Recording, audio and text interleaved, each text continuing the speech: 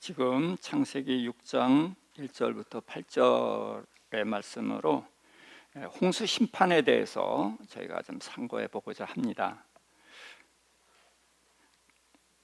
지금 이제 코로나 때문에 많은 어려움을 겪고 있는데 이런 일이 하나님과 무관하게 일어났을까요? 하는 생각을 해봐야 됩니다. 하나님은 이 세상을 다스리고 계신 분이십니다. 그래서 이런 코로나라든지 이런 질병들이 점점 발생이 커진다는 것은 정말로 주님의 심판대가 가까워온 것을 우리에게 예고하시는 것이 아닌가, 그런 생각을 해봐야 된다고 생각합니다.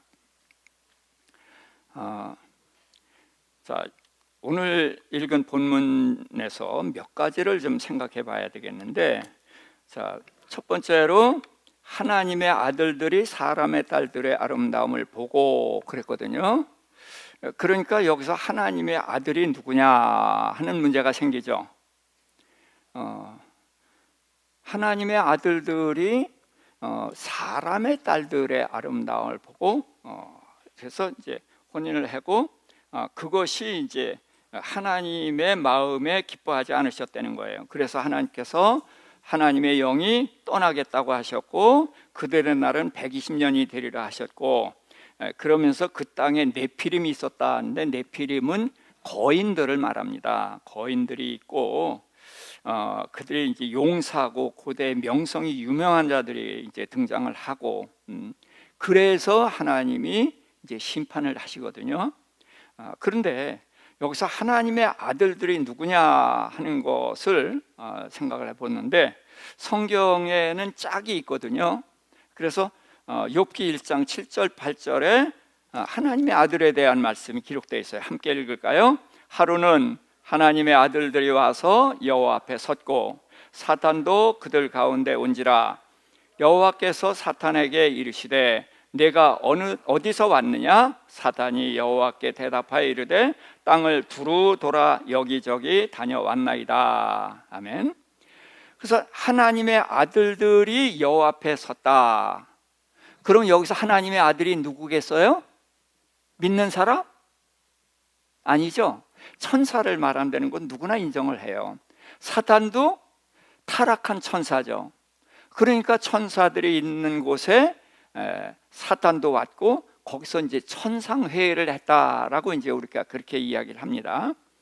자, 그러니까 천사가 하나님의 아들이니까 그럼 창세기 1장에 하나님의 아들은 천사구나, 이렇게 볼 수가 있죠. 그래서 천사가 사람의 아름다움을 보고 사람하고 이제 동침함으로 인해서 네피림 거인이 생겨났고 용사들이 생겨났다, 이렇게 성경을 볼 수 있습니다. 그리고 많은 분들이 이렇게 보고 있고 어떤 특정한 집단은 모두가 공통되게 이렇게 보기도 하고 있습니다. 자, 그런데 천사가 사람하고 동침한다, 이해가 되세요? 천사는 누구 일을 하는 사람들입니까? 하는 존재입니까? 하나님의 심부름꾼이에요. 사람을 섬기라고 보냄받은 게 천사잖아요. 그런데 천사가 그 사람하고 동침했다, 이해가 안 돼요. 그럼 사단이 그랬느냐? 사단이면은 사단이라고 했지 하나님의 아들이라고 하지는 않았을 것 같단 말이에요. 자, 그러니까 이런 데에서 어려움이 있는데 우리는 이제 빨리빨리 하다 보니까 빨리 결론을 내려고 해요. 그런데 성경은 빨리 결론을 내려고 하지 않는 것이 참 중요합니다.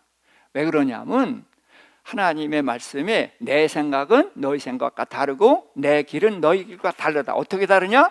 하늘이 땅보다 높음 같이 내 생각, 내 길은 너희 생각, 너희 길보다 높다. 그러니까 성경을 읽으면은 아멘이 나오겠어요? 노멘이 나오겠어요? 아멘이 나와야 되지만 하늘처럼 높기 때문에 아멘이 쉽게 안 나온단 말이죠.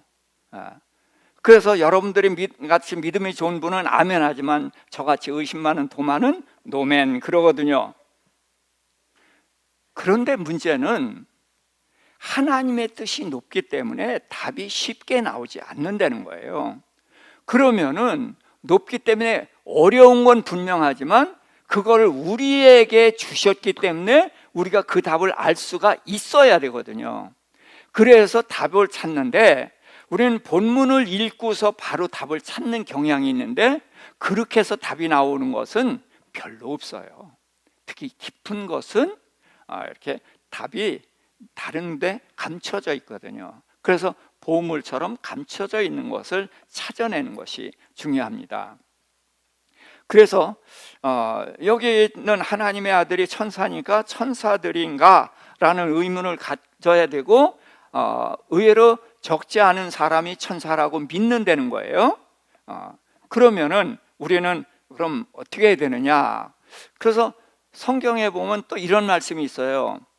성경을 너희가 자세히 읽어봐라. 성경에는 빠진 것이 없고 짝이 없는 것이 없다. 그래서 짝을 찾아서 하나님의 아들을 찾았더니 천사란 말이에요. 근데 이게 맞지가 않는 것 같아. 그럼 뭐 또 있어요? 어딘가 또 있다는 거예요. 그래서 빠진 것이 없다는 거예요. 그래서 이번에는 예수님의 말씀을 찾아보도록 하겠습니다. 하나님의 아들이 과연 천사인가? 근데 마태복음 22장 29절 30절 함께 예수께서 대답하여 이르시되 너희가 성경도 하나님의 능력도 알지 못하는 거로 오해하였도다. 부할 때에는 장가도 아니하고 시집도 아니하고 하늘에 있는 천사들과 같으니라. 아멘. 자, 이게 누구한테 하신 말씀이냐면 사두개인들에게 하신 말씀이에요. 사두개인들은 대개가 이제 제사장들과 그 세대의 세상 권세를 가진 자들의 집단입니다. 자, 그러니까 그들은 세상이 좋으니까 천국이 필요가 없어요. 그래서 천국이 없다 그렇게 이제 믿는데 그들도 하나님을 믿는 사람들이니까 근거가 있어야 되잖아요. 그래서 이제 모세의 율법을 근거로 그렇게 주장을 합니다. 그래서 예수님께 말씀하시기를 7 형제가 있는데 장남이 결혼을 했다. 근데 아들을 낳지 못하고 죽었다. 그러면 어떻게 돼야 돼요? 둘째가 형수랑 결혼해서 자식을 낳아야 되거든요. 근데 둘째도 애를 못 낳고 죽고 셋째도 못 낳고 죽고 그래서 7째와 쭉 동거를 다 했어요. 자, 근데 천국에 가면 누구 아내가 돼야 돼요? 난감하죠. 그러니까 천국이 있겠어요, 없겠어요? 그러니까 없다는 거예요. 이들이 이제 천국이 없다는 것을 증거하되 뭘 가지고 증거를 해요? 율법을 가지고 증거해요. 사단도 예수님을 넘어뜨리려고 할 때, 유혹할 때 뭐 가지고 했어요? 하나님 말씀 가지고 했어요. 그러니까 우리가 말씀으로 하나님을 알아야 되지만 사단도 말씀을 쓴다는 것을 생각해야 돼요. 그래서 우리는 조심스럽게 하나님의 숨은 뜻을 알아야 된단 말이죠. 그랬더니 예수님이 그 사두개인들에게 하신 말씀이 너희가 성경도 모르고 하나님의 능력도 모른다. 그러니까 그들은 종교 신앙 지도자거든요. 제사장들은 백성의 어른이라고 그랬어요. 그런 사람들이 누굴 모른다? 하나님의 능력도 모르고 성경도 모른다. 무식하다 그런 뜻이에요. 왜? 그들이 성경을 알아요. 율법도 알아요. 그런데 그 율법에 담긴 하나님의 뜻을 찾아내야 되는데 율법을 가지고 내 뜻을 입증하려고 했단 말이에요. 이게 사단이 하는 일이거든요. 그래서 너희가 무식하다, 그래서 오해했다 그러면서 부활 때에는 시집가고 장가가는 것이 없다. 그러니까 시집가고 장가가는 것이 없는데 누구처럼 없다? 누구처럼 없다? 예, 천사처럼 없다. 그러니까 천사는 성기능이 있어요, 없어요? 없어요. 그러니까 천사가 사람의 딸들과 혼인했다. 맞아요, 틀려요? 틀려요. 자, 그러니까 하나님의 아들이 천사가 아니다. 그건 예수님의 말씀을 근거로 하니까 이건 확실하죠. 그렇죠? 그래서 성경을 근거로 확실하게 답을 찾아내야 되는 거예요. 자, 이번에는 그럼 누가 하나님의 아들인가? 천사는 아니고, 그래서 족보를 한번 보도록 하겠습니다.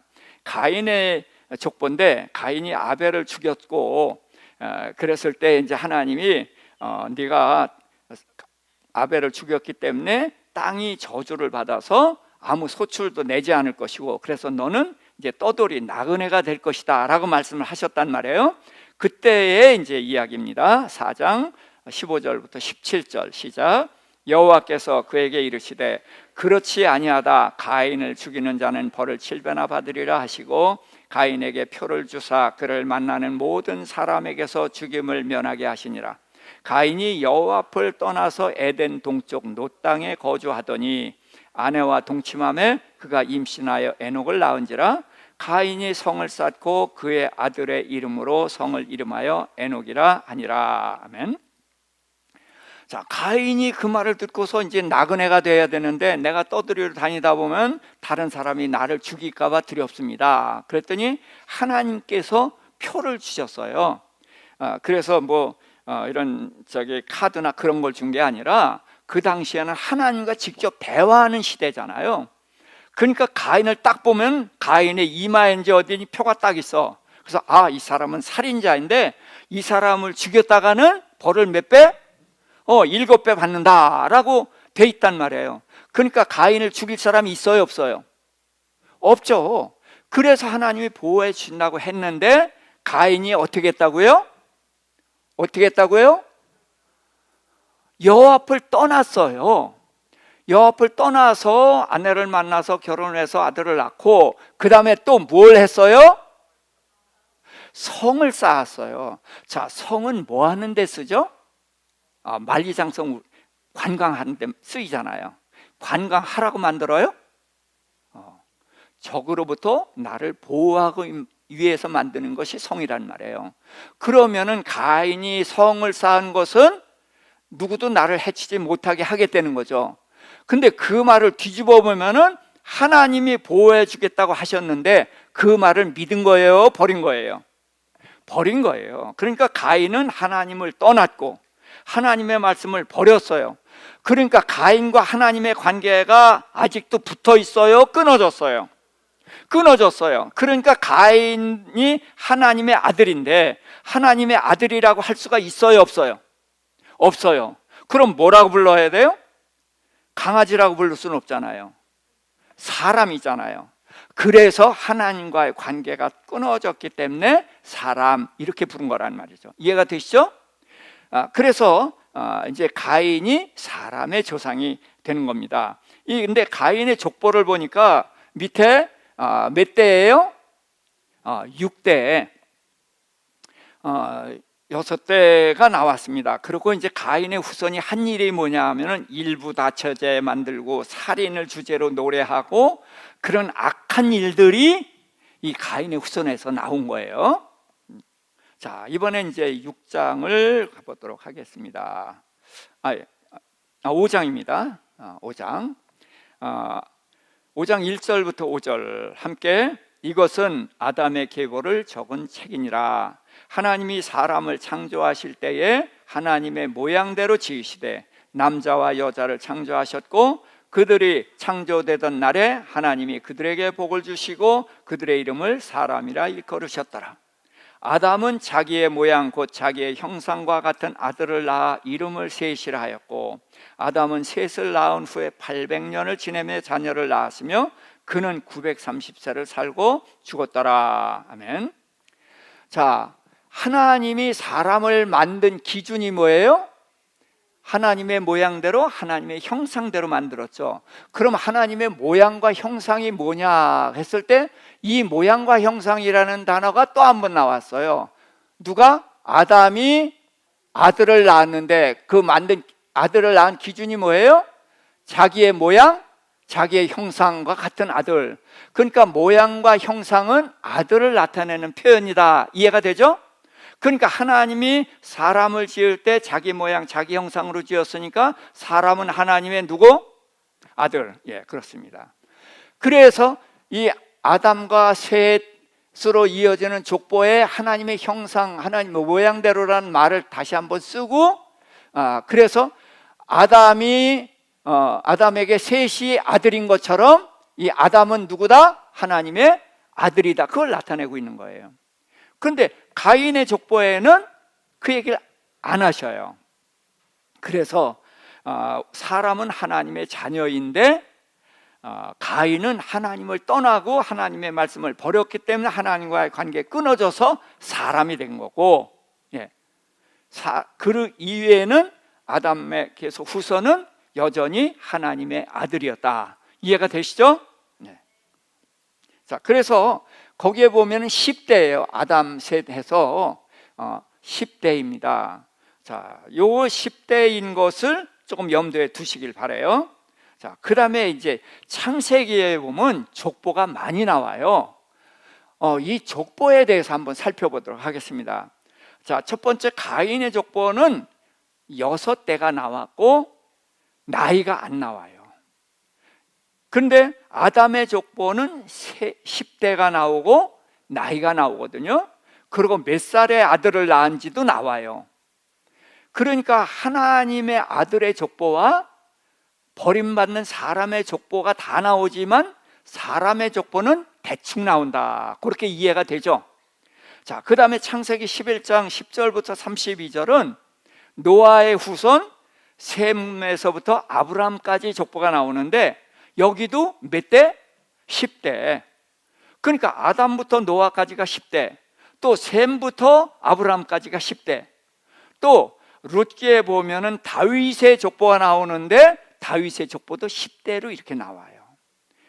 그래서 열은 성경에서 10은 꼭 필요하다, 그거면 충분하다, 그런 뜻이 있다고 그랬어요.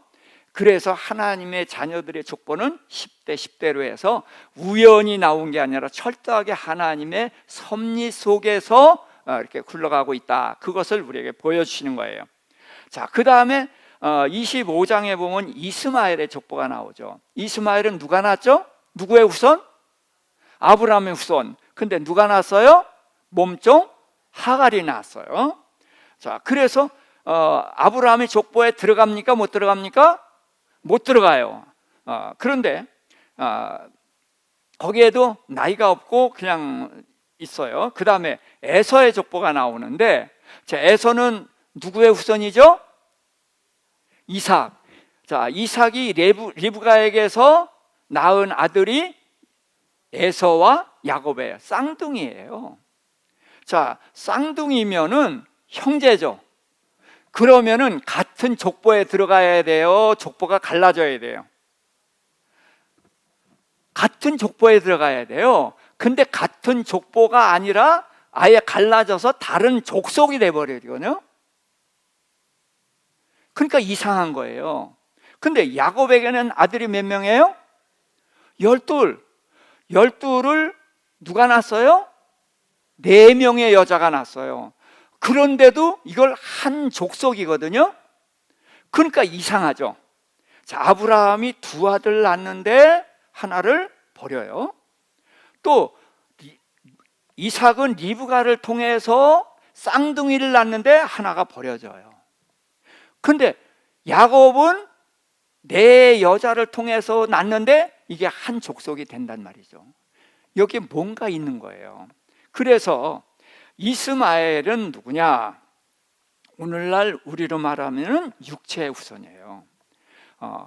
아브라함의 후손은, 이스마엘은 버림을 받고 이삭이 낳은 후손이 아브라함의 후손이 되죠. 그들이 하나님의 백성이 되는 거예요. 근데 예수님이 세례 요한이 뭐라는, 그들이 오니까 너희를 하나님의 아들이라고, 아브라함의 후손이라고 하지 말라. 이 돌멩이로도 아브라함의 후손을 너희 만들어낼 수 있다. 그리고 인정을 안 했어요, 후손이라고. 그리고 예수님한테도 그러니까 너희 아비는 마귀다, 이렇게 말씀을 하셨어요. 무슨 얘기냐? 아브라함이 낳은 후손은 2 후손이 있어요. 자, 육체의 후손이 있으면 무슨 후손이 있죠? 언약의 후손이 있어요. 그래서 이삭이 태어나기도 전에 이름을 이삭이라고 지으면서 내가 이삭과 언약을 세우겠다, 그래서 이삭의 후손에서 메시아 예수 그리스도가 오실 것을 말씀을 하셨어요. 그래서 이삭은 언약의 후손이거든요. 근데 이스마엘은 첩에게서, 몸종에게서 나기도 했지만 육체의 능력으로 났단 말이죠. 이삭은 육체의 능력이 없었는데 하나님의 말씀으로 난 거란 말이죠. 그래서 언약의 후손, 육체의 후손 이렇게 이제 갈라지는 것이고, 그 다음에 에서와 야곱은 엄마 뱃속에서 쌍둥이로 있다가 태어났어요. 그런데 왜 갈라지느냐? 에서는 옛사람이다. 그러면 야곱은 뭐예요? 자, 에서가 옛사람이면 야곱은 새사람. 자, 우리 안에 에서가 있습니까? 없습니까?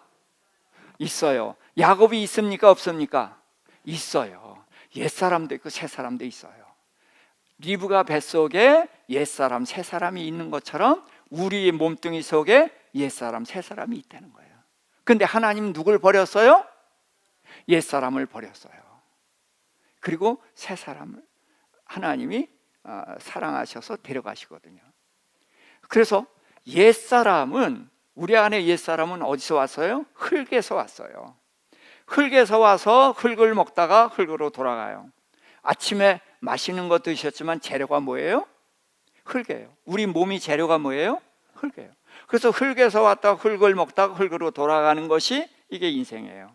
그런데 우리는 예수 그리스도를 믿음으로 인해서 거듭났죠. 거듭났다는 말은 다시 났다는 말로 됐지만 위로부터 났다 그런 말이 돼요. 그러니까 위로부터 났으니까 하늘로부터 났어요. 그러면 어디로 가요? 죽으면 하늘로 가는 거예요. 예. 그런데 이건 뭘 먹어요? 하늘 양식을 먹는 거예요. 하늘 양식이 뭐예요? 예수님의 말씀이에요. 그래서 하늘에서 온 자는 하늘의 것을 먹다가 하늘로 가는 거거든요. 자, 그렇게 해서 이 하나님께서는 이스마엘이 태어나게 해서 육체의 후손은 하늘나라를 상속받을 수 없다, 그걸 말씀하셨고, 예수 그리스도를 믿음으로 구원을 얻는다, 그걸 말씀하신 거고, 또 에서를 태어나게 해서 버려가지고 우리 속에 옛사람과 새사람이 있는데 옛사람은 버려야 되는 거다. 그리스도의 예수로 옷 입고 우리가 새사람으로 살아가야 된다, 신령한 자로 살아가야 된다, 그것을 말씀하시는 거란 말이죠. 그래서 야곱에게는 내 여자가 낳는데도 다 아브라함의 후손이 되는 거예요. 그것은 뭐예요? 우리가 하얀 사람, 까만 사람, 노란 사람, 이런 것은 상관없어요. 예수 그리스도를 믿으면은 다 하나님의 자녀가 되는, 그것을 이제 야곱의 12 아들로 나타내 주신 거거든요. 자, 그래서 하나님의 아들의 족보는 10대 10대로 나눠져 있고 나이가 나온다. 그래서 하나님은 역사를 누구 중심으로 끌고 가신다? 하나님의 아들 중심으로. 그런데 하나님의 아들이 살아가는 길에는 이스마엘이라는 사람도 필요하고 에서도 필요한 거예요. 왜? 버림받는 길이 무엇인지, 우리가 어떻게 가야 되는지를 이런 인물을 통해 설명해 주신단 말이죠. 그래서 이런 족보가 나온 것입니다. 자, 그러면은 이제 하나님의 아들이 사람의 딸들의 아름다움을 취했다, 그래서 이제 그 아내를 취했다 그랬을 때, 이제 하나님의 아들들은 아담부터 셋을 거쳐서 노아의 후손이고, 뒤에는 이제 셈과 아브라함도 하나님의 아들들입니다. 근데 그들이 사람의 딸들의 아름다움을 보고 취했다 그랬는데 가인의 후손이다, 이게 이제 여기까지는 동의가 되시죠? 그런데 가인의 후손의 아름다움은 뭐냐? 그럼 하나님의 딸들은 아름답지 않느냐? 그거예요. 하나님의 딸도 아름다워요. 그런데 문제는 하나님의 딸들이 추구하는 아름다움이 있고 세상의 사람들이 추구하는 아름다움이 있죠. 그 얘기를 하고 싶은 거예요. 그래서 베드로전서 3장 3절 4절에 보면은 이런 말씀을 하셨어요. 함께, 너희의 단장은 머리를 꾸미고 금을 차고 아름다운 옷을 입는 외모로 하지 말고, 이 외모로 하는 것이 누가 하는 거예요? 세상 사람들이 하는 거란 말이죠. 그러니까 세상 사람들이 하는 거 하지 말고, 자, 그 다음에 오직 마음에 숨은 사람을 온유하고 안정한 심령에 썩지 아니할 것으로 하라. 이는 하나님 앞에서 값진 것이니라. 그래서 속사람의 아름다움을 가꾸라는 거죠. 그러니까 이 하나님의 아들들이 하나님의 딸들의 아름다움을 봐야 되는데, 사람의 딸들의 아름다움, 외모를 보기 시작했고 거기에 빠져버렸다는 거죠. 그래서 외모에 빠져서 그들을 취해서 안내를 삼다 보니까, 자, 이 남자가 강합니까? 여자가 강합니까? 남자가 강해요. 그래서 영웅은 다 남자예요. 근데 영웅을 꺾는 건 누구예요? 여자가 다 꺾어요. 자, 그런 것처럼 이 하나님의 아들들이 사람의 딸들에게 다 꺾인 거예요. 하나님의 아들들이 사람의 딸들을 결혼해서 그들을 하나님의 딸로 바꾸지 못하고, 세상의 딸들, 사람의 딸들이 하나님의 아들들을 바꿔버렸다는 거예요. 그런데 그러면 여기 성경에는 왜 사람의 아들들은 안 나오는가? 자, 소돔과 고모라가 왜 멸망했죠? 두 가지 관점. 그들이 악하기 때문에, 그렇죠? 악하기 때문에 멸망했어요. 또 하나 이유가 있어요. 뭐가 없기 때문에? 의인 10명이 없기 때문에 멸망했단 말이죠. 그러니까 하나님은 세상을 심판하고 다스리는 기준이 뭐예요? 누구예요?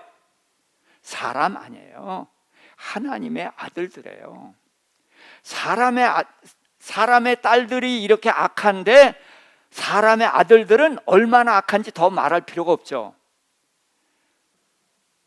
가인의 6대 5세 라멕이라는 사람이 뭐라고 했냐면, 살인을 주제로 노래를 하고 시를 써요. 그러면서 하나님이 가인을 보호해 주겠다고 하신 너를 해치는 자는 벌이 7배라, 그런 말씀을 가지고 나는 더 많이 죽였으니까 나는 77배로 보호해 준다, 그런 말을 하고 하나님의 은혜의 말씀을 조롱하는 자가 그 바로 사람의 자식들인 거예요. 그런 자들의 여인을 만났으니까 그들에게 이제 그 죄로 인한 영향을 받아서 이제 무너지게 된 것입니다. 그래서 이제 하나님의 아들들이 이제 타락을 해서 그래서 그들이 이제 육신이 됐고, 이제 그런 얘기가 나오는데, 자, 우선 자, 3절에 보니까 하나님의 나의 영이 영원히 하나님과 함께하지 아니하리니 이는 그들이 뭐가 됨이라? 육신이 됨이라 그랬어요. 자, 육신이 됨이라 그랬는데 이게 이제 무슨 말인가? 고린도전서 2장 14절부터 3장까지 보면은 세 사람이 나와요. 제일 먼저 육에 속한 자, 두 번째 신령한 자, 세 번째 육신에 속한 자가 나와요. 그런데 이건 크게 둘로 나누는 거예요. 육에 속한 자, 또 하나는 하나님께 속한 자예요. 육에 속한 자는 육신이 전부인 걸로 살아있는 거예요. 영혼이 죽어있는 상태예요. 그런데 예수 그리스도를 믿음으로 인해서 우리가 거듭났잖아요. 그러니까 이게 산자예요. 산자인데 육신에 속한 자는 뭐예요? 어린아이와 같이 육신이 전부인 것처럼, 육에 속한 자처럼 같이, 그런가 똑같이 살아가요. 그렇지만 육에 속한 자는 뭐가 없어요? 생명이 없고, 육신에 속한 자는 생명이 있는 거야. 생명이 있는 자인데 죽은 자하고 똑같이 살아가는 것을 육신에 속한 자라고 하는 거고, 신령한 자는 그 속사람이 자라서 장성한 자가 돼서 하나님과 동행하는 삶을 살아가는 자를 신령한 자라고 하는 거거든요. 그래서 그들이 육신이 됨이라는 것은 뭐예요? 이제 완전히 하나님을 떠나서 육체가 전부인 것처럼 살게 됐다는 거예요. 그러니까 그들이 가인이 하나님을 떠나고 하나님을 버린 것처럼 이 하나님의 아들들이 하나님을 버리고 하나님을 떠났단 말이에요. 그래서 하나님이 이제 심판을 하시는데, 그런데 이제 하나님의 영이 떠나신다 그랬어요. 자, 하나님의 영이 떠나셨는데, 자, 그러면은 요한복음 20장 21절 22절입니다. 시작. 예수께서 또 이르시되 너희에게 평강이 있을지어다. 아버지께서 나를 보내신 것 같이 나도 너희를 보냈노라. 이 말씀을 하시고 그들을 향하사 숨을 내쉬며 이르시되 성령을 받으라. 자, 예수님이 부활하셨을 때의 말씀입니다. 막달라 마리아에게 새벽에 보셨고 저녁에 제자들이 두려워서 벌벌 떨고 있을 때에 오셔서 하신 말씀이에요. 그러면서 아버지께서 나를 보내신 것 같이 나도 너를 보내노라. 그러면서 성령 받으라 그랬어요. 자, 그러니까 이때 성령을 받았죠. 그렇죠? 예. 성령은 언제 오셔요? 오순절에 오셔요. 그래서 예수님이 그렇게 말씀하셨어요. 내가 가면 그가 오고 내가 가지 않으면 그가 오지 않는다. 그가 누구? 성령. 그럼 예수님은 언제 가셔요? 40일째 가시고, 성령은 언제 오셔요? 50일째 오신단 말이에요. 자, 그러니까 예수님이 가신 다음에 성령이 오셔. 그런데 그러면 예수님이 성령 받으라고 했을 때 성령 받아요, 못 받아요? 못 받아요. 그런데 왜 성령을 받으라고 하셨는가? 이게 이제 문제란 말이죠. 자, 성령이, 하나님의 영이 떠나셨단 말이죠. 왜 떠났어요? 사람이 죄를 지었기 때문에, 죄 때문에. 그래서 창세기에서 하나님이 사람을 지으셨는데 세 가지를 기억하셔야 돼요. 신분이 누구? 사람은 하나님의 자녀. 그리고 죽어요, 안 죽어요? 안 죽어요. 영생하는 존재. 그 다음에 성령이 함께 했었어요. 이게 하나님이 지으신 존재예요. 근데 사람이 범죄했단 말이죠. 범죄하니까 죽어요, 안 죽어요? 죽어요. 또 하나님의 종은, 아니 하나님의 자녀인데 진자는 이긴 자의 종이 됐으니까, 마귀에게 졌으니까 하나님의 자녀가 누구의 종? 마귀의 종이 됐어. 그 다음에 성령이 어떻게 해서 6장 3절에 지금 떠났죠. 그래서 죄로 인해서 하나님의 자녀가 마귀의 종이 됐고, 영생하는 존재가 성령이 떠났고, 그 다음에 영생한 존재가 죽는 존재가 됐고, 그 다음에 성령이 떠났단 말이에요. 뭐 때문에? 죄 때문에. 근데 예수님이 십자가에서 뭐 하셨어요? 죄를 해결했어요. 그래서 부활했으니까 죄로 인한 문제를 해결했죠. 그러니까 막달라 마리아에게 너는 내 형제에게 가라 그랬어요. 그 형제가 누구예요? 제자들. 그 전엔 형제라고 안 불렀어요. 왜? 그 전에는 죄 때문에 누구의 종이에요? 마귀의 종이에요. 근데 죄를 해결했으니까 신분이 하나님의 자녀. 그래서 형제라고 부른 거고, 그 다음에 죄를 해결했으니까 누가 오실 거예요? 성령이 오실 거예요. 그래서 성령이 오신데 가신 다음에 오시잖아. 그러니까 제자들에게 성령이 오신다는 거, 이게 가장 중요한 것이기 때문에 그걸 알게 하기 위해서 성령을 받으라라고 말씀을 하신 거고, 그 다음에 성령을 받으라고 하면 되지 왜 후하고 숨을 내쉬었는가? 이게 중요하단 말이죠. 예수님이 그렇게 하신 데는 짝이 있으니까 그렇게 하신 거죠. 어디예요? 누가? 하나님이 사람을 흙으로 빚으시고 그 코에 생기를 후 하고 불어넣으셔서 영적인 존재가 됐잖아요. 그렇죠? 거기서 성령이라는 말을 안 했어요. 근데 성령을 성경은 바람으로 같은 단어예요. 푸뉴마, 같은 단어인데, 그래서 니고데모에게 이렇게 말씀하셨어요. 거듭난 자는 바람이 어디서 와서 어디서 온지 모르지만 바람이 있어요, 없어요? 있는 것처럼 성령을 받는 자도 그와 같다. 성령이 보여요? 만져져요? 냄새나요? 아니에요. 그렇다고 없어요? 있어요. 뭐처럼? 바람처럼. 그래서 바람과 성령은 이렇게 같은 표현을 써요. 오순절 성령이 임할 때에도 급하고 강한 바람 같은 소리가 들렸죠. 그리고 불의 혀 같은 것이 있었기 때문에 바람은 성령을 표현하기도 하고 불이 성령을 표현하기도 하는 것입니다. 이해되셨죠? 자, 그래서 숨을 내쉬며 성령을 받으라라고 했을 때에 창세기 2장 7절에 사람을 만든 모습을 재현했다는 거예요. 그래서 하나님의 자녀의 신분도 회복시키시고 성령도 다시 보내신다, 그것을 알려주신 것이고, 자, 제자들이 죽어요 안 죽어요? 죽어요 안 죽어요? 죽어요. 근데 끝이에요 아니에요?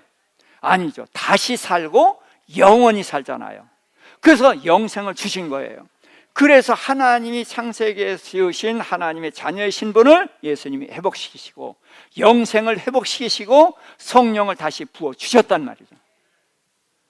그래서 예수님이 오셔서 하시는 일이 뭔가를 드러내시면서 이 중요한 세 가지 일을 예수님이 하셨다는 것을 나타내신 것입니다.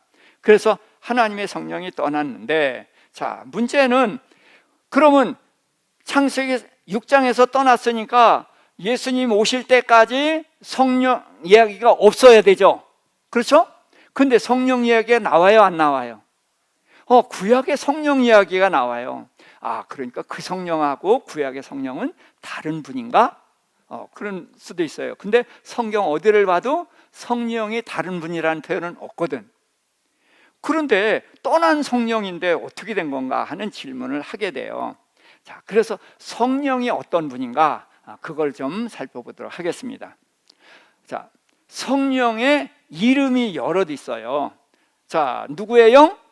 하나님의 영, 또 예수의 영, 또 무슨 영? 지혜의 영, 또 진리의 영, 성령. 그래서 이 성령님은 아버지의 영이기도 하고 예수의 영이기도 하고 지혜와 진리의 영이고, 그래서 거룩한 영이라고 해서 성령이라고 부르는 거예요. 자, 그런데 이 성령님이 이름만 여럿이 아니라 이제 존재 방식도 여럿이에요. 자, 첫 번째로 하나님과 예수님과 함께 하셨어요. 그렇죠? 그래서 하나님과 함께 하시고 예수님과 함께 하셨어요. 자, 그 다음엔 또 누구와 함께 하셔요? 자녀와 함께 하셔요. 그래서 하나님이 사람을 지으시고 성령을 불어넣어서 함께 하셨던 것이죠. 근데 왜 떠났어요? 사람들이 하나님을 완전히 떠났으니까 하나님의 자녀가 됐어요 안 됐어요? 이제는 아니지. 그러니까 떠났거든. 근데 예수님을 믿는 사람에게 성령이 다시 오시는데 왜 다시 와요? 하나님의 자녀의 신분을 회복했으니까. 그래서 하나님의 자녀와 함께 하시는 거예요. 자, 이해하셨죠? 자, 그러면은 구약에서 성령이 오시고 또 세례 요한은 오순절 전에 성령이 함께 했잖아요. 그렇죠? 자, 그럼 도대체 이건 뭔가 했을 때 그 창세기 6장 3절에서 떠난 성령님은 사도행전 2장에서 오셔요. 그런데 그 성령이 그 중간 시대에는 그 성령이 또 일을 하셔요. 어떤 일을 하시냐면 특정한 사람에게 특정한 임무를 주고 그 임무를 수행하기 위해서 함께 하시는 거예요. 자, 삼손과 함께 하시죠. 근데 언제 함께 하셔요? 적을 칠 때에 함께 하셔서 적을 치게 하셔요. 근데 삼손도 하나님의 말씀을 다 어기니까 머리 깎았을 때 하나님이 떠나셨죠. 왜 떠나셨어요? 머리카락에 힘이 있었던 게 아니라 삼손은 직분이 뭐예요? 사사이고 또 나실인. 나실인의 직분은 뭘 지켜야 돼요? 세 가지를 지켜야 돼요. 시체를 가까이 하지 않아야 되고 술을 먹지 않아야 되고 머리를 깎지 않아야 돼요. 자, 근데 삼손 이야기 읽어보면 술내가 풍풍 나요. 맨날 기생 끼고 들어놓고 술 냄새 나요. 시체를 가까이 하지 말라 그러는데 사자 입 뱃속에 있는 꿀을 처먹었잖아요. 제가 처먹었다는 쌍스러운 말을 한 걸 좀 양해해 주세요. 이건 미친 짓이거든요. 그걸 아버지에게도 줘서 먹게 했어요. 그리고 1000명 죽일 때 무기가 뭐예요? 나귀 턱뼈. 그러니까 야, 칼도 아니고 나귀 턱뼈 갖고 1000명이나 죽였구나. 그런데 나귀 턱뼈가 뭐예요? 시체예요. 성경에는 새 턱뼈라고 했어요. 우리처럼 그냥 건성 넘어갈까 봐 새 턱뼈. 턱뼈가 새 거면은 무슨 뜻이에요? 아직도 살이 뭉텅뭉텅 묻어있는 시체라고 해요. 근데 삼손은 그런 나시린의 규례를 철저하게 버려. 근데 머리는 안 깎으려고 그래서. 왜 안 깎으려고? 힘이 있다고 생각해서. 근데 많은 분들이 지금도 그렇게 알아요. 그런데 머리에 힘이 있었던 게 아니에요. 머리를 깎았을 때 하나님이 떠나서 힘이 없었는데, 왜 그러냐? 그가 3가지 구레 중에 2가지를 버렸어도 1가지를 지키고 있다고 그래서 함께 하셨어요. 근데 이거마저 버렸으니까 완전히 하나님을 떠난 거거든요. 그래서 하나님도 그를 버리셔서 힘이 없어진 거예요.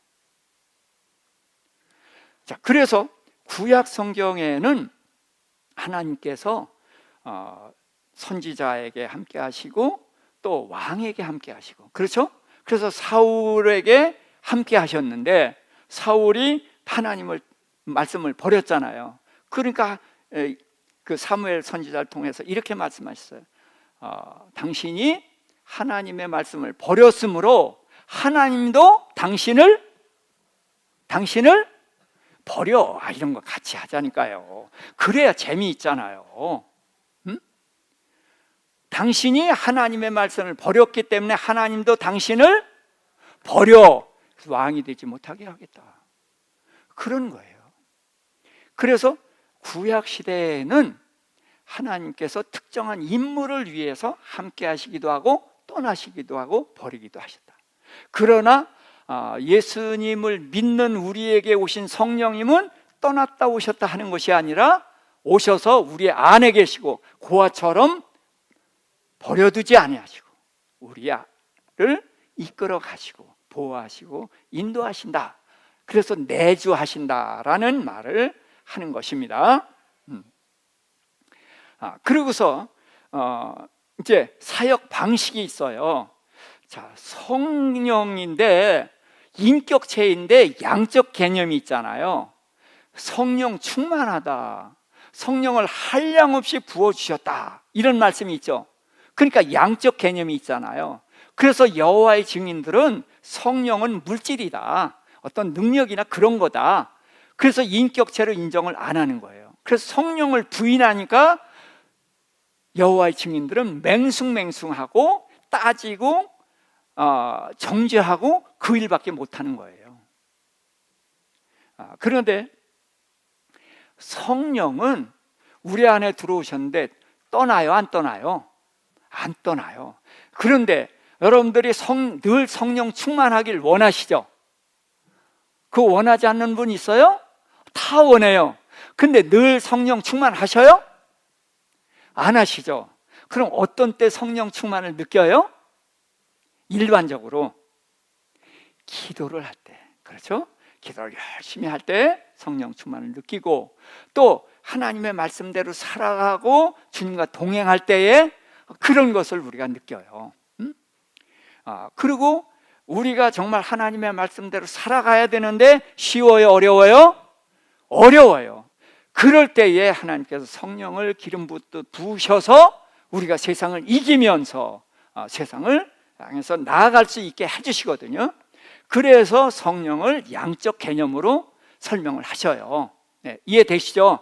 그렇다고 해서 비인격체가 아니고 불량인 물질적인 분이 아니라 그분은 우리에게 함께 하시고 인도하시지만 우리에게 영향력을 많이 미치느냐 적게 미치느냐 하는 차원으로 이제 불량적인 양적인 개념을 우리에게 보여주신다. 자, 그 다음에 120년이 되리라 그랬어요. 너희의 날은 120년이 되리라. 그런데 방주 지은 기간이라고 요즘은 그렇게 안 믿어요. 근데 제가 신학생 때 방주 지은 기간이라고 배웠고, 그러고서 제가 목회를 하는 중에도 그렇게 가르치는 사람이 굉장히 많았어요. 근데 요즘은 아마 거의 없을 거예요. 자, 우선 창세기 5장 32절일까요?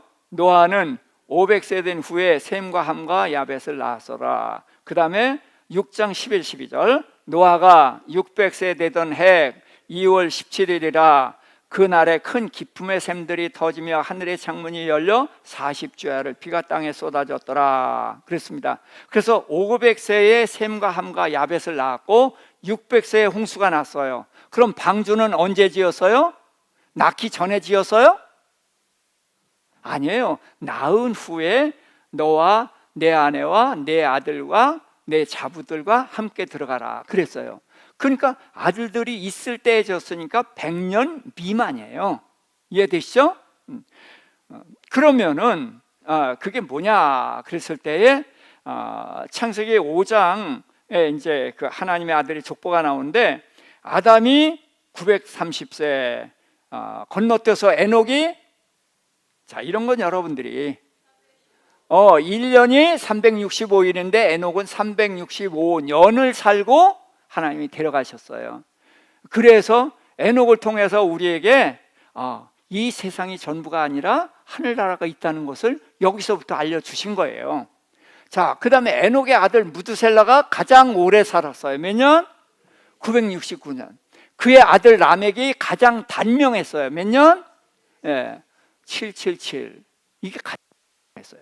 자, 그러면은 자, 우리는 100살도 못 사는데 어떻게 이렇게 사느냐 하는 의문이 당연히 생겨야죠. 자, 그런데 답이 있습니다. 우선 노아는 500세에 아들을 낳고 600세에 홍수가 났고 그 다음에 950세에 죽었어요. 그런데 이제 노아의 아들이 누구예요? 셈과 함과 야벳. 그런데 누구의 족보가 주로 나와요? 셈의 족보가 이제 하나님의 아들 족보로 이제 10대가 나오는데, 자, 나이를 한번 봅시다. 자, 셈 몇 살? 600, 아르박삿 438, 벨렉 239, 나홀, 데라 205세. 자, 요거 10대, 아브라함까지 10대인데 제가 중간에 생략을 했어요. 근데 보니까 노아는 950세 살았는데 800, 700이 없이 600으로 떨어져요. 그 다음에 500이 없이 400으로 떨어지고 300이 없이 200으로 떨어지고 그 다음에 데라가 마지막 205세. 나홀은 이제 병들어 죽은 거니까 일찍 죽었고, 아브라함 175, 이삭 180, 야곱 147, 요셉 110, 모세가 120. 뭘 느껴요? 홍수 이후로 수명이 급격히 떨어져요. 그러니까 하늘 위의 물이 지구를 영생하는 환경으로 만드신 거란 말이죠. 그런데 범죄를 했어도 900세 이상을 살 수 있었던 것은 뭐예요? 뭐 때문에? 하늘 위의 물 때문에. 그런데 하늘 위에 물이 없어졌어도 지금 지구를 보호하고 있는 게 있죠. 뭐예요? 오존층. 그거 무너지면 또 지구는 더 큰일 나요. 그게 자꾸 야금야금 뚫리고 있잖아요. 그래서 하나님은 우리가 영생하는 환경으로 다 만들어 놓으셨는데, 인간이 900세를 살면서 죄밖에 짓는 게 없단 말이에요. 그러니 오래 사는 것이 복이에요? 저주예요? 저주예요. 그러니까 하나님께서 오래 살려두는 것이 안 좋다. 그래서 수명을 120년으로 단축을 하신 거예요. 근데 어떻게 단축을 하셨어요? 하늘 위에 물을 쏟아져 내리게 해서 심판함으로 인해서 하늘 위에 물이 없어졌고, 그러니까 급격히 나이가 떨어지는 거예요. 자, 지금 황사나 미세먼지 때문에 걱정들 하시죠? 자, 그런데 황사나 미세먼지 때문에 병원에 입원하고 그래요? 안 해요? 안 해요. 멀쩡하게 살아요. 그런데 우리는 모르지만 그것 때문에 병원에 입원하고 죽고 그런 사람들이 많이 생기고 있고, 그 사람들이 살려고 어디 가요? 산속으로 들어가요. 그래서 살잖아요. 산속으로 들어가서 회복된단 말이죠. 자, 그러는 것처럼 하늘 위에 물이 없어졌다고 해서 즉시 죽는 게 아니에요. 그 좋은 환경이 꾸준하게 영향을 끼치고 있어요. 그런데 이제 시간이 지나면서 수명이 단축돼서 120년이 한계 수명이 됐고, 지금도 100세 이상 살 수 있어요, 없어요? 있어요. 그래서 120년은 방주 지은 기간이 아니라 사람의 수명이다. 자, 그러면은 홍수 심판을 하셨는데, 홍수 심판에 대해서 우리가 정리해 보도록 하겠습니다. 심판의 이유가 뭐냐? 세 가지예요. 그들이 육신이 됐다. 하나님의 자녀가 하나님을 완전히 떠났다는 거예요. 그러면 하나님의 자녀가 하나님을 떠나버리면은 하나님의 창조 목적이 다 무너진 거예요. 하나님 누굴 위해서 이 세상 창조하셨어요? 사람을 위해서. 사람이 누구이기 때문에? 하나님의 자녀이기 때문에. 어떻게 살라고? 하나님의 자녀로 살라고. 근데 이들이 완전히 하나님을 버려버렸단 말이죠. 그래서 하나님을 버리니까 온 세상을 죄악으로 가득 채워버리는 거예요.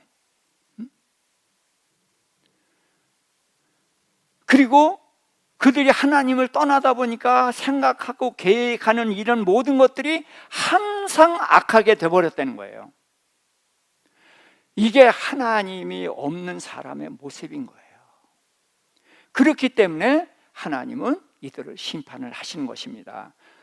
근데 심판 방법이 뭐예요? 하늘 위에 물이 쏟아져 내렸고 또 땅속에 있는 물이 쏟아져 나왔습니다. 그래서 양쪽으로 물이 나온 바람에 지구가 온전히 덮일 수 있었던 것이고요. 그래서 이제 홍수 이후로는 땅속으로 물이 도로 들어갔고, 이번엔 구름으로 많은 물을 가지고 있고요. 또 이 하나님이 지각 변동을 일으켜서 높은 산이 생기고 깊은 바다의 깊은 시면이 생기게 하셨을 것이다. 그렇게 우리가 이해를 할 수가 있습니다. 자, 그 다음에 세 번째로 심판의 결과가 뭐냐? 자연 환경의 변화입니다. 우선 하늘 위에 물이 없어져서 어떻게 됐어요? 수명이 짧아졌어요. 또 하나 뭐가 생겼어요? 추위와 더위가 생긴 거예요. 아담과 하와가 벌거벗고 살게 하셨죠. 그러면서 생육하고 번성하여 온 세상에 충만하라. 그러니까 하얼빈에 가서 살아야 돼요, 안 살아야 돼요? 러시아 가서 살아야 돼요, 안 살아야 돼요? 자, 그런데 그럼 거기 가면 다 동태될 거 아니에요? 그렇죠? 벌거벗고 살게 해놓고서 뭐예요? 하늘 위에 물이 있을 때는 적도나 남극이나 북극이나 온도가 똑같다. 그렇기 때문에 추위 더위가 없기 때문에 그냥 자연스럽게 살 수가 있었던 거란 말이죠. 그래서 하늘 위에 물이 없어짐으로 인해서 두 가지 결과가 왔다. 하나는 수명이 짧아지고 또 하나는 추위와 더위가 생겼다. 충분히 이해가 되시죠? 네. 자, 그러고서 비가 내리기 시작을 했어요. 그래서 무지개를 가지고 언약을 했는데, 자, 그러면은 노아의 8 식구가 전에도 무지개를 봤는데 하나님이 새삼 무지개를 가지고 언약을 했을까요? 전에는 무지개를 못 봤는데 무지개를 보여주면서 언약을 했을까요? 그렇죠. 못 봤다고 봐야 돼요. 그럼 전에는 뭐가 했어요? 비가 오지 않았다. 성경에 물론 기록이 다 있습니다. 그래서 비가 오게 되면서 무지개가 보였고, 무지개를 보여주면서 다시는 심판하지 않겠다라고 한 게 아니라 뭘로? 물로 심판하지 않겠다. 근데 우리는 이 무지개를 보면서 굉장히 낭만적인 생각을 해요. 야, 심판 끝났다. 자유다. 아닙니다. 물로 심판했다는 것을 말씀하시면서 우리가 뭘 알아야 된다? 우리는 심판받았던 존재였다. 그런데 하나님께서 예수 그리스도를 보내서 영생의 길을 열어주셨단 말이죠. 그런데 영생의 길을 열어주셔서 끝났느냐? 아니라는 거예요. 우리는 결국 언젠가는 심판대 앞에 서게 된다. 그 앞에 설 준비를 하라는 거예요. 그래서 우리는 구원받는 상급의 심판을 받는 길로 가야 됩니다.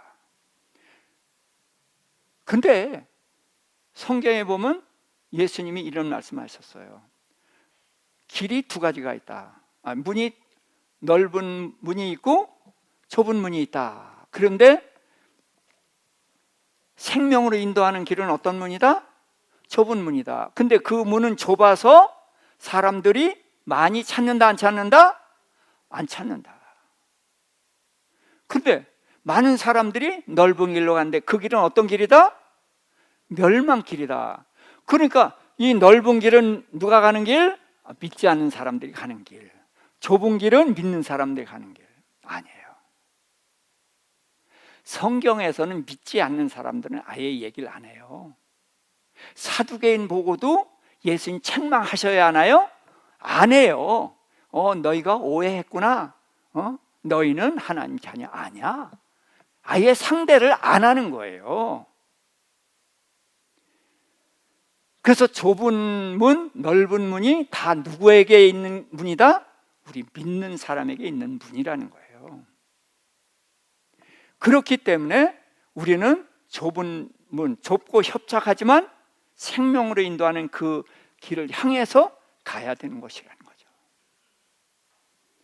이건 예수님의 말씀이에요. 그리고 양과 염소가 있습니다. 양과 염소의 공통점이 뭐예요? 그런데 중국어로는 양은 면양, 염소는 사냥이거든요. 그래서 공통점이 뭐예요? 그럼 양 그래요. 근데 그런 게 아니라 짐승은 둘로 구분하죠. 무슨 짐승? 정한 짐승, 부정한 짐승. 그럼 양과 염소는 정한 짐승이에요. 정한 짐승은 하나님이 예물로 받으셔요. 그런데 하나님께서 이제 백성들의 죄를 용서하시는데 양으로 제물을 드리잖아요. 그런데 족장이 범죄했을 때 예물을 속죄 제물로 뭘 드리냐면 염소를 드려요. 그래서 염소는 깨끗한 동물입니다. 하나님이 받으시는 짐승이에요. 그렇지만 염소는 거역하는 그리스도인을 표현하고 있어요. 그래서 예수님이 마지막 협고자에 앉으셔서 양과 염소를 심판하시죠. 근데 양은 칭찬을 해요. 너희가 나 배고팠을 때, 아팠을 때, 병들었을 때, 감옥에 갇혔을 때 나를 돌봐줬다. 아니요, 우린 주님한테 그런 일을 한 적이 없습니다. 그랬더니 나를 믿는 소자에게 한 것이 곧 내게 한 것이다. 그러면서 천국에 가라. 너희를 위해서 예비했다. 그 다음에 염소에게는 내가 배고플 때, 목마를 때, 병들었을 때, 감옥에 있을 때 뭐 했다? 안 받았다. 그랬더니 그들이 따져요. 주여, 우리가 언제 그랬습니까? 그리고 예수님을 알아봐요. 예수님 보고 주라고 해요. 그런데 예수님은 불법을 행한 자들아, 나를 떠나서 마귀를 위해서 예비한 불못으로 들어가라 라고 말씀을 하셔요. 그러면 그 염소는 누구예요? 다른 성경에는 예수님이 이렇게도 표현하셨어요. 그들이 주여, 우리가 주의 이름으로 귀신도 쫓아냈고 많은 권능을 행하였습니다 라고 말하죠. 주님이 부인해요? 부인하지 않아요? 부인하지 않아요. 그러면은 예수 믿는 사람이에요? 안 믿는 사람이에요? 믿는 사람이에요. 보통 믿어요? 세게 믿어요? 예. 큰 종이에요? 시시한 종이에요? 큰 종이에요. 근데 주님은 불법을 행한 자들아, 나는 너희를 모른다라고 얘기하신다는 거예요. 결국은 넓은 길, 좁은 길은 우리 그리스도인들에게 주신 길입니다. 저는 이천수 목사님이 그렇게 가르쳐 왔기 때문에 제가 당당하게 이 말씀을 하는 거예요. 그래서 이 하나님께서는 심판대 앞에 설 준비를 하라. 그러니까 믿지 않는 사람은 당연하게 하나님 앞으로 돌아와야 되는 것이고, 하나님을 믿는 우리도 어떤 심판을 받을 것이냐, 상급받는 심판을 받을 것이냐, 버림받는 심판을 받을 것이냐를 생각해야 된다는 거예요. 이건 주님의 말씀이에요. 그래서 불법이라는 건 뭐냐? 하나님의 법을 어긴 건데, 하나님의 법은 두 가지예요. 사랑과 공의입니다. 오늘날 교회가 하나님의 사랑은 강조하면서 공의를 강조하지 않아요. 그래서 우리 교회 안에서 벌어지는 일들이 세상하고 비슷해요. 어떤 경우는 세상 사람도 안 하는 짓들을 교회 안에서 해요. 근데 공의의 하나님이 그거 받아주시겠습니까? 불법을 행한 자라고 하시는 거예요. 우리는 하나님의 법인 사랑과 공의, 이 두 가지 법을 지켜나가야 되는 것입니다. 그분이 우리를 얼마나 사랑하셨는가를 예수 그리스도 십자가를 통해서 보여주셨어요. 그래서 그 엄청난 사랑을 받은 자는 그 사랑에 빚진 자가 되어서 주의 길로 가야 되는 것이고, 좁고 협착하지만 생명으로 인도하는 그 길로 가야 되는 것이고, 또 그 길이 영원한 우리의 미래를 준비하는 길, 준비되어 있는 길이란 말이죠.